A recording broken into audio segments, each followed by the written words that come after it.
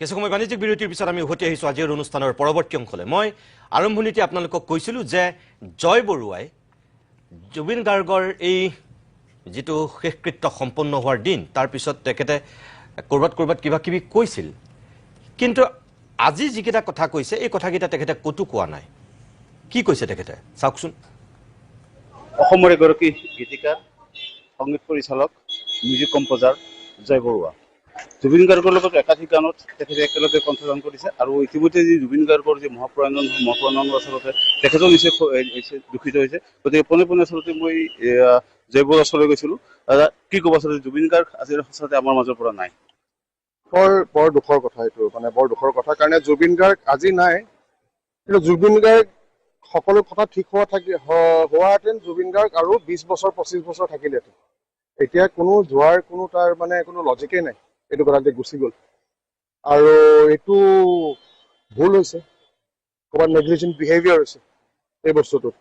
এইটো ডাঙৰ ট্ৰেজেডি। মানুহজনৰ যেতিয়া আয়ুস আৰু 52 আৰু 30 বছৰ মিনিমাম, সেইটো যদি গুচি গ'ল সেইটো ডাঙৰ ট্ৰেজেডি।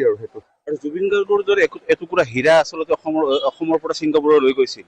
যিসকল আয়োজক আচলতে আয়োজক কমিটি কৰবাত তেখেতক নেগলেক্ট কৰিলে নেকি, যাৰ কাৰণে আজি জুবিন গাৰ্গ আজি হেৰি হ'ল, নিষ্ঠুৰ হ'ল। এইটো ক'ৰবাত হৈছে, এইটো বস্তু ক'ৰবাত হৈছে, এইটো অলপ নেগলিজেঞ্চ আছে। আৰু মইতো ভাবো জুবিনৰ নিচিনা মানুহক তেনেকে দূৰলৈ লৈ গৈ খুব কেয়াৰফুল হ'ব লাগে। জুবিনে ৰাতি ক'ৰবাত এলকহল কনজাম্পশ্যন কৰিছে নেকি, তেওঁ যিহেতু এপিলেপ্টিক চিজাৰ্ছ আছিলে, পানীৰ ওচৰলৈ যাবই নাপায়। আজি ডক্টৰে কৈছে, আমাৰ তেখেতৰ ডক্টৰে যোনে ইমান বছৰ চালে, মই তেখেতক আজি 20 বছৰৰ আগৰ পৰা দেখিছিলোঁ জুবিনৰ ষ্টুডিঅ'ত, তেওঁ বম্বেত আহি জুবিনৰ গানো গায়। এনেকুৱা মানুহটো জুই আৰু পানীৰ ওচৰত যাবই নাপায়, গোটেই ৰাতি পাৰ্টি কৰিবলৈ গুচি গৈছে। এইটো ডাঙৰ ৰেচপনচিবিলিটি আছে। আৰু মই মানে এইটো অসমৰ ৰাইজে কৈছে কথাটো কি হৈছে, কিন্তু কিমান দুখ লগা কথা এইটো ৰেচপনচিবিলিটি ডেফিনেটলি আছে। এনেকে লৈ যাবই নাপায় আৰু এইখিনি কৰিবলৈ দিব নালাগে। ৰহস্যৰ আচলতে আৱৰ্তত হৈ পৰিছে যে যিবিলাকৰ জুবিন গাৰ্গ যেতিয়া সাঁতুৰিছিল তেতিয়া আপুনি কেতিয়াবা জেকেট পিন্ধিয়া কৰিছিল আৰু যে ভিডিঅ' কৰিছিল, আচলতে ভিডিঅ'বিলাক আচলতে টুকুৰা ৰাইজৰ মাজত দিয়া হৈছে। এতিয়ালৈকে সম্পূৰ্ণ ভিডিঅ' অহা নাই আৰু সম্পূৰ্ণ তথ্য এতিয়ালৈকে এইবোৰ আহিব লাহে লাহে, এইটো হৈ আছে বহুতখিনি কথা আহিব। চৰকাৰ আছে, কৰিব, চেনেল আছে, আজিকালি মিডিয়া আছে, চব বস্তু ওলাই আহিব, চব তথ্য ওলাব। ছিংগাপুৰৰ নিচিনা জেগাত যেতিয়া অটপচি হৈছে, এইবোৰ ক্লিন কাণ্ট্ৰি, ক্লিন গভৰ্নেন্স, তাত একোৱেই লুকাই নাথাকে, এইখিনি চব ওলাই আহিব। যিকেইজনে অসমৰ পৰা জুবিন গাৰ্গক ছিংগাপুৰলৈ লৈ গৈছিল, আচলতে শ্যামকানু মহন্ত বুলি ব্যক্তিগৰাকীয়ে তেখেতে হঠাৎ কৈছে যে এনেকুৱা এটা ঘটনা হোৱাৰ পিছত যে জুবিন গাৰ্গ তাত বিনোদৰ কাৰণে কৈছিল। এই কথা মই কৈছো, মানে শ্যামকানু মহন্তক মই চিনি পাওঁ। আমি প্ৰথমতে এটা সমন্বয় বুলি এটা হেৰি কৰিছিলো, এটা আমাৰ অসমত এটা সময়ত মানে গোটেই সেই বড়ো মুছলিমৰ প্ৰব্লেম হৈছিলে আপোনাৰ 2012-13 মানত। সেই হেৰিটোত আমি এটা সমন্বয় বুলি এটা চিৰিজ অফ কনচাৰ্ট কৰিছিলো, য'ত আমি হেডলাইন কৰোঁ। আমাৰ প্ৰথমতে আগতে মানে আমি বজোৱাৰ আগতে অসমৰ বিভিন্ন বড়ো ছিংগাৰ, ট্ৰাইবেল ছিংগাৰ, আমি সেই ষ্টেজটো ৰেডি কৰি দিওঁ তেওঁলোকক, যাতে মানুহখিনি এটা শান্তি এটা বাৰ্তা লৈ আমি চিৰাঙৰ পৰা আমি তিনিচুকীয়ালৈকে কৰিছিলোঁ। সেইটো সময়ত আমি 6-7খন কনচাৰ্ট কৰিলোঁ। তাৰপিছত তেওঁ কথাত আমি ৰ'লো, বৰষুণ আহিলে, তাৰপিছত আকৌ আমি আৰম্ভ কৰিম বুলি ভাবিলোঁ। এতিয়া চৰকাৰো আছিলে আমাৰ লগত। তেতিয়া তেওঁক মই সুধিলোঁ, যেতিয়া সমন্বয় কৰিম আমি কেনেকৈ হ'ব, তেতিয়া তেওঁ ক'লে আমি এবাৰ সমন্বয় নকৰোঁ, আমি নৰ্থ ইষ্ট ফেষ্টিভেল কৰিম। বোলো নৰ্থ ইষ্ট ফেষ্টিভেলৰ সমন্বয় দুটা বেলেগ বস্তু। নৰ্থ ইষ্ট ফেষ্টিভেল দিল্লী মানুহৰ দৰকাৰ নাই। তাৰমানে অসমখন আমি নিজৰ মাজত ঠিক কৰিবলৈ আগবাঢ়িছিলোঁ। এইটো দুটা বস্তু একে কথা নহয়। আৰু মই ক'লো যদি নৰ্থ ইষ্ট ফেষ্টিভেল পাতিব লাগে, সমন্বয়টো কি হ'ব? সমন্বয়ৰ আগভাগ নহ'লে সেইটো যে কি হ'ব কি নহ'ব একো নাথাকিলে কথাটো। মই সেইকাৰণে সেইটো সময়তে মই নৰ্থ ইষ্ট ফেষ্টিভেলৰ পৰা উঠাই দিলোঁ। মই এজন আৰ্টিষ্ট থাকে মই নৰ্থ ইষ্ট ফেষ্টিভেল এটা এডিশ্যনতো নাই, মই কেতিয়াও নগ'লোঁ। কাৰণে মোৰ সেইটো এটা প্ৰিন্সিপলৰ মোৰ ডিফাৰেঞ্চ হৈ গ'ল, যে মই যোনটো সমন্বয় কৰি পেলাই মই কানুৰ লগত আহিছিলোঁ, সেইটো প্ৰিন্সিপলত মই নৰ্থ ইষ্ট ফেষ্টিভেল কৰিব নোৱাৰোঁ। আৰু মই কানুক ক'লোঁ যে মই নৰ্থ ইষ্ট ফেষ্টিভেলত মই নাই, আই এম আউট।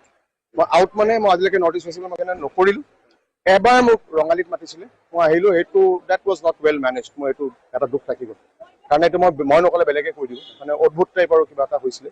সেইকাৰণে মই কানুৰ লগত ক'লোঁ বাই প্ৰিন্সিপল মই এইটো বস্তু মই নুবুজোঁ। সমন্বয় বস্তুটো গৈ পেলাই কেনেকৈ নৰ্থ ইষ্ট ফেষ্টিভেল হ'ব? আমাৰ অসমত লাগে। আমি চিৰাঙত কৰিছিলোঁ, নগাঁৱত কৰিছিলোঁ, গুৱাহাটীত কৰিছোঁ, শিৱসাগৰত কৰিছোঁ, ডিব্ৰুগড়ত চেষ্টা কৰিছিলোঁ, তিনিচুকীয়াত কৰিছোঁ। এই বস্তুটো আৰু নৰ্থ ইষ্ট ফেষ্টিভেল একে আইডিয়া নহয়। সংগীতৰ দৰকাৰ আছিলে অসমৰ ভিতৰত, দিল্লীৰ মানুহৰ কাৰণে নহয়। সেইটো সময়তে মই সেইকাৰণে মই নৰ্থ ইষ্ট এটাই দিছোঁ, মই নায়েই তাৰমানে, মোক সেয়াই শেষ। মই তাৰপিছত মই হেৰি কৰা নাই। মোক এবাৰ ৰঙালীৰ কাৰণে মাতিছিলে, মই এবাৰ আহি পেলাই মই ক'লো I am not doing this again.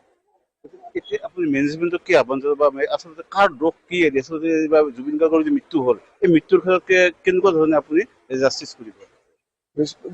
বহু কথা হ'ল, সকলোৱে জানিছিলে, প্ৰায় অসমবাসীয়ে চবেই জানে যে জুবিনৰ এটা এপিলেপ্টিক প্ৰব্লেম আছে আৰু সেইকাৰণে পানীৰ ওচৰত যাব নাপায় হেৰি। আৰু মানুহে এনেও গোটেই ৰাতি পাৰ্টি কৰাৰ পিছত মেইন কথা কয় যে আমি পানীত যাব নাপায়, মাছৰ লগ হৈ যায়। যদি পাৰ্টি কৰিছে ঠিক আছে, পানীলৈও কোনো লৈ যোৱা নাই, তেতিয়া কিন্তু এনচিয়ৰ কৰিব লাগিব তাৰপিছত ছেফটি সেইখিনি কিন্তু হোৱা নাই। মই গোটেইখিনি আৰু দৰকাৰ নাই। যিখিনি কথা কৈছে বিশেষকৈ নৰ্থ ইষ্ট ফেষ্টিভেলৰ কথাটো এই কাৰণেই আহিছে, বা সামাজিক মাধ্যমতেই হওক, সংবাদ মাধ্যমতেই হওক, যিহেতু শ্যামকানু মহন্তই লৈ গৈছিল আৰু তেখেতে কৈছিল যে জুবিন গাৰ্গ নিজে যাব বিচাৰিছিল, আৰু তেওঁ সোঁৱে বায়ে থকা সকলে কৈছে যে নিজে নহয়, শ্যামকানু মহন্তই তেওঁক নিমন্ত্ৰণ কৰিছিল, প্ৰত্যেকবাৰে লৈ যায়। আৰু হয়, জুবিন গাৰ্গ এজন নীলোৎপলে কোৱাৰ দৰে বা ৰবি শৰ্মা, অনুপম শইকীয়াহঁতে কোৱাৰ দৰে তেনে এজন শিশুসুলভ মনৰ মানুহ। তেওঁ কিছুমান কথা খুব সাধাৰণভাৱে লয়। আমিও তেখেতক জানো, যিহেতু বহুত কথা আমি গম পাওঁ। এতিয়া কথা হ'ল, মই নীলোৎপল এইটোৱে সুধিব বিচাৰিছোঁ যে আজি বহুত মানুহে প্ৰশ্ন কৰিছে যে নৰ্থ ইষ্ট ফেষ্টিভেল পাতি অসম তথা নৰ্থ ইষ্টৰ কি কি লাভ হৈছিল, নে অকল শ্যামকানু মহন্তৰহে লাভ হ'ল? সেই লাভ কৰিবলৈ গৈ আমি জীৱনৰ আটাইতকৈ সৰ্ববৃহৎ লোকচানটোৰ মুখামুখি হ'লোঁ। সেইটো কাৰণে আচলতে এতিয়া মই এটাই কথা ভাবিছোঁ যে জুবিন দাটো গ'লগৈ, কিন্তু এই মানুহকেইজনক আমাৰ তাৰ এতিয়া নেক্সট ফেজটো কি, আমি জুবিন দাই বা আমাৰ অসমখনে, অসমীয়া জাতিটোৱে এটা জাষ্টিচ পাব লাগে, জুবিন দাই জাষ্টিচ পাব লাগে, হয়নে? তো গতিকে এতিয়া এই মানুহকেইজনক প্ৰথমটো হৈছে যে 7 দিনৰ ভিতৰত ধৰি আনিব লাগে, সেইটো হিমন্ত বিশ্ব শৰ্মাই কৰিব পৰা কাম এটা, গতিকে তেওঁ কৰা কিয় নাই? তাৰ কাৰণে আমি প্ৰেছাৰ ক্ৰিয়েট কৰিব লাগে, আমি সকলোৱে মিলি তেওঁক ক'ব লাগে যে সোনকালে আমাক এই মানুহটো অসমত লাগে। আৰু ছেকেণ্ড কথাটো হৈছে যে এতিয়া জাষ্টিচ কোনে দিব? কোৰ্টে, হয়নে? গতিকে কোৰ্টৰ যি প্ৰচিডিঅ'ৰ, তাৰ কাৰণে এতিয়া বিভিন্ন জেগাত মানে বিভিন্ন এফআইআৰ পৰিছে, প্ৰত্যেকে মানে এফআইআৰ দিয়ে আছে, ইখনৰ পিছত সেইখন আহি আছে।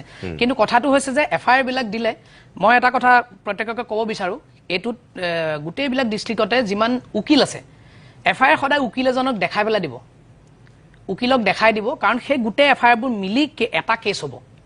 গতিকে যিটো মুখ্যমন্ত্ৰীয়ে কৈছে ইতিমধ্যে, উকিলক দেখা, উকিল বিলাকেও মানে পৰহিলৈকে 54খন আছিলে, চবেই হেল্প কৰক। আৰু এনেকৈ নহয় মানে লিভ এপ্লিকেশ্যন নহয় মানে যে ঘৰতে নিজে লিখি আমি এফআইআৰ দি দিম।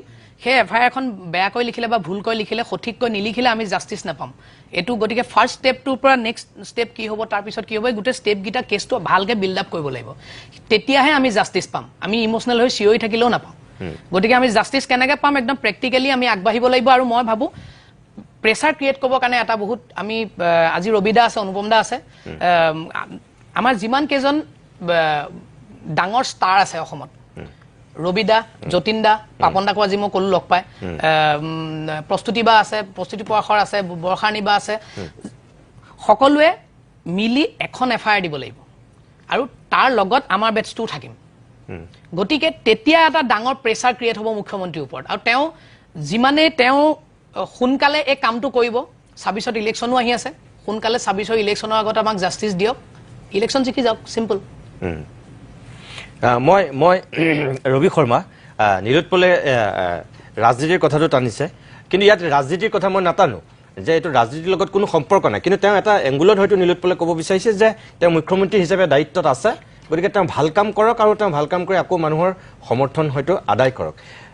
আপোনালোকে দাবী দিছে কাৰণেই যে মুখ্যমন্ত্ৰীয়ে সক্ৰিয় সপ্ৰতিভ হৈছে সেইটো কথাও নহয়। তেখেতে চাগে, মই ভাবোঁ এইকেইদিনত যিখিনি তেখেতে আন্তৰিকতা দেখুৱাইছে, যিখিনি কাম তেওঁ কৰিছে, এইখিনি কিন্তু তেওঁ মনৰ পৰা কৰিছে। হয় নিদু, সেইটো মই কালি এটা ভিডিঅ'ই দিছো, ইমান ভাল লাগিছে যে মই এই কথাটো মানে কোনো ৰাজনৈতিকভাৱে কোৱা নাই দেই, মানে মই একদম মানে কেনেকে আমি জাষ্টিচ পাম, মানে মই তাৰ এটা হেৰিহে কৈছো, মনত যি আছে। আৰু কালি মই ইমান বেছি ভাল লাগিছে যে মই কালি ধন্যবাদ দি এটা ডাঙৰ মানে ভিডিঅ' দিছো, ইমান বেছি ধুনীয়াকে কৈছে যে মানে মনৰ পৰা যে জুবিন দাক সেই সন্মানখিনি দিছে, তাৰ বাবে সঁচাকৈ ধন্যবাদ জনাইছো। হয় না, তেখেতে আমি দেখিছোঁ ন, তেখেতে কিমান কষ্ট কৰিছে এইকেইদিনত, বা তেওঁ কেনেকৈ একেবাৰে শেষকৃত্য সম্পন্ন কৰাৰ ক্ষেত্ৰত পৰিয়ালৰ ওপৰত এৰি পেলাই গোটেই স্থান নিৰ্বাচন কৰাক লৈ তেওঁ মুখ্যমন্ত্ৰী হিচাপে জাপি দিয়া নাই, চাবলৈ গ'লে তেওঁতো নিজে মানে পৰিয়ালৰ ওপৰত এৰি দিছে গোটেইখিনি তেওঁ আন্তৰিকতাৰে সমিল মিলেৰে কৰিছে আৰু আনকি শেষ কৃত্যটো আমি দেখিছোঁ ন ইমান প্ৰখৰ ৰ'দতো তেওঁ কেনেকৈ তাত নিজৰ দায়িত্বখিনি পালন কৰিছে আমিতো নিশ্চয়কৈ দেখিছোঁ কালচাৰেল মিনিষ্ট্ৰী হিচাপে বিমল বৰাক যদিও দায়িত্ব দিছে কিন্তু প্ৰত্যেকটো কথা হিমন্ত বিশ্ব শৰ্মাৰ নেতৃত্বত হৈ আছে গোটেইখিনি নিজে তদাৰক কৰিছে তেওঁ নিজে গোটেইখিনি ৰনোজ পেগু তেখেতেও কৰিছে যথেষ্ট এতিয়া কথা হ'ল যে মই ৰবি শৰ্মাক এইটোহে সুধিব বিচাৰিছোঁ জুবিনৰ আপুনি আৰম্ভণিতে কৈছিলে যে এইটো জুবিনৰ ন্যায় নহয় এইটো অসমবাসীয়ে আচলতে সঁচাকৈ জানিব বিচাৰিছে যে এটা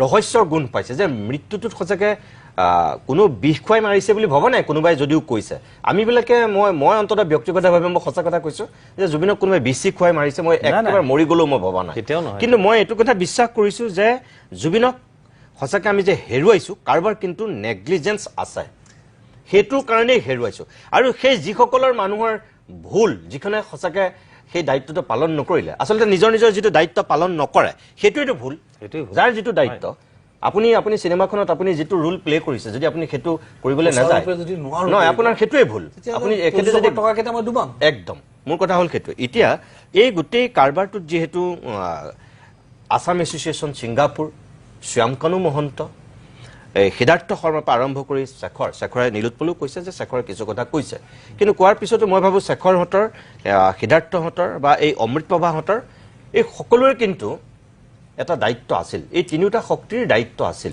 শ্যামকানু মহন্তৰটো আছিলেই আৰু এইফালে ছিংগাপুৰ এছ'চিয়েশ্যনৰো দায়িত্ব আছিল শেষত আমি সঁচাকৈ চবেই দাবী কৰি আছোঁ যে ন্যায়ৰ স্বাৰ্থত এওঁলোকক মানে অসমলৈ আনিব লাগে ছিংগাপুৰ এছ'চিয়েশ্যনক ৰবি শৰ্মা ছিংগাপুৰটো এখন খুব ষ্ট্ৰিক্ট দেশ তেওঁ আইন কানুন আমাৰ ইয়াৰ পৰা হয়তো যাব লাগিব এইমাত্ৰ নীলোৎপলে ক'লে তেওঁলোকক ইয়ালৈ দৰকাৰ হ'লে আনক সেইটো চাগে তাৰ গভৰ্ণমেণ্টৰ পাৰ্মিশ্যন লৈহে যদি ইয়ালৈ তেওঁলোকক আনিবলগীয়া হয় আনিব পাৰিব যিটো কাৰণে তেওঁলোকে চাগে এতিয়ালৈকে মুখ খুলিব পৰা নাই নহয় যিখিনি মানুহ চিটিজেন নহয় তেওঁলোকক আনিবলৈ বৰ বিশেষ অসুবিধা নাই তেওঁলোকক জনালে তেওঁলোকে তাৰ পৰা মানে হেৰি অথৰিটিয়ে তেওঁলোকক আমালৈ দিবই লাগিব আৰু যদি সেই অভিযোগটো কেৱল আমাৰ পিনৰ পৰা যাব লাগিব যাতে তেওঁলোকে গম পায় যে আমাৰ দেশত তেওঁলোকক দে আৰ ৱান্টেড তেতিয়া তেওঁলোকে গতাই দিব সেইটো বৰ সাধাৰণ প্ৰক্ৰিয়া তেওঁলোকৰ কাৰণে বৰ সাধাৰণ কথা তাতেও এটা ইনভেষ্টিগেশ্যন চলি আছে গতিকে সেইটো মানে তেওঁলোকৰ কোষ্ট লাইনত হোৱাৰ কাৰণে এটা ইনভেষ্টিগেশ্যন তেওঁলোকৰ পিনৰ পৰা চলিব যিটোৰ কাৰণে তেওঁলোকেই আৰম্ভণিক প্ৰক্ৰিয়া হিচাপে মানুহখিনিক ডিটেইন কৰি দিছিলে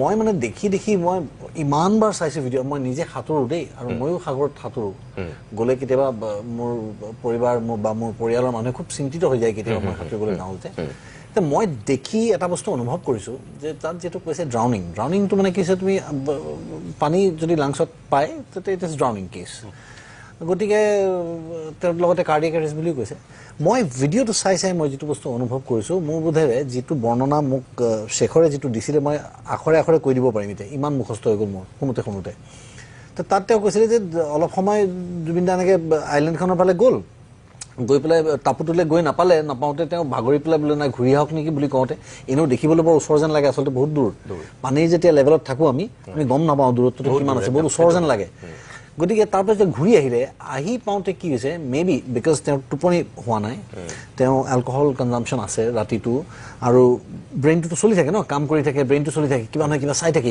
সদায় হয় মোবাইলত চালোঁ কিবা এটা জ্ঞান বুটলিব কিতাপ এখন পঢ়িব চিনেমা এখন চাব এইবিলাক ৰাতিপুৱা মোক কয় যে আমি একেলগে যেতিয়া কাম কৰোঁ তো তাত মানে তাৰ কি হৈছে টক্সিনটোতো বিল্ড আপ হৈছে বডিত চিজাৰটো হয়েই আহেই তাৰ মানে মানুহটো দুৰ্বল মোৰ বোধেৰে তললৈ মুখ কৰি যেতিয়া সি সাঁতুৰিছে ন তেতিয়া তাৰ এটা মাইনৰ ষ্ট্ৰ'ক এটা হৈছে মোৰ বোধেৰে মই দেখি যিটো বুজি পাইছোঁ আৰু যিখিনি সময়ত সি অক্সিজেন ল'ব লাগিছিলে সেইখিনি সময়ত পানী ল'লে ঠিকছে কাৰণ মুখখন তললৈ পৰি আছে কিন্তু তাক কোনো উঠোৱা নাই ঘূৰাই দিয়া নাই পানীটো ল'লে পানী লোৱাৰ পিছত যে লাংছত পানী সোমাই গ'ল তাত মাউথ টু মাউথ যেতিয়া তাক দিছে CPR দিছে তাক তললৈ মূৰ কৰি আচলতে পেটত হেঁচিব লাগিছিল পানীটো ওলাবলৈ ওপৰলৈ মুখ কৰি যেতিয়া তাক CPR দিলে লাংছত পানীটো আৰু সোমাই গ'ল যেন মোৰ এটা ধাৰণা লেমেন মই ডক্টৰ নহয় কিন্তু মই যিটো মোৰ অভিজ্ঞতাৰে লুণীয়া পানী তাতে সেইটো বোধ কৰোঁ সেইটোৰ কাৰণে এই গোটেই ঘটনাটো ঘটিল আৰু হয়তো তেনেকুৱা কিবা এটা গাফিলতি তেওঁলোকৰো হাতত হৈছে বুলি ভাবি গম পাই আজি বিভিন্ন ধৰণে বস্তুটো পকাই আছে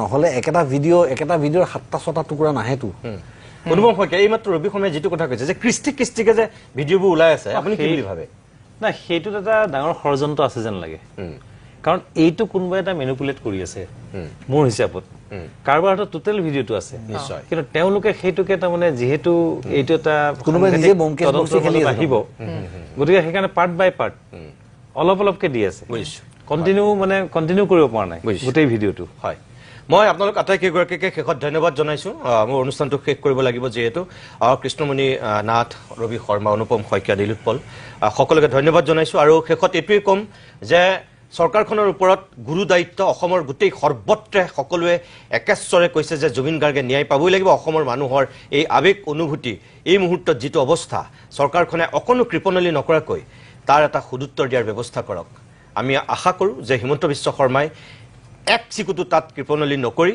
সঁচাকৈয়ে এক উচিত তদন্ত কৰিব অসমৰ মানুহে বিচৰাৰ ধৰণে আৰু জুবিন গাৰ্গক অসমবাসীক ন্যায় প্ৰদান কৰি তেখেতে অন্ততঃ এটা নজিৰ সৃষ্টি কৰিব সেই আশা কৰিয়ে আজিৰ অভিমত ইমানতে সামৰিছোঁ নমস্কাৰ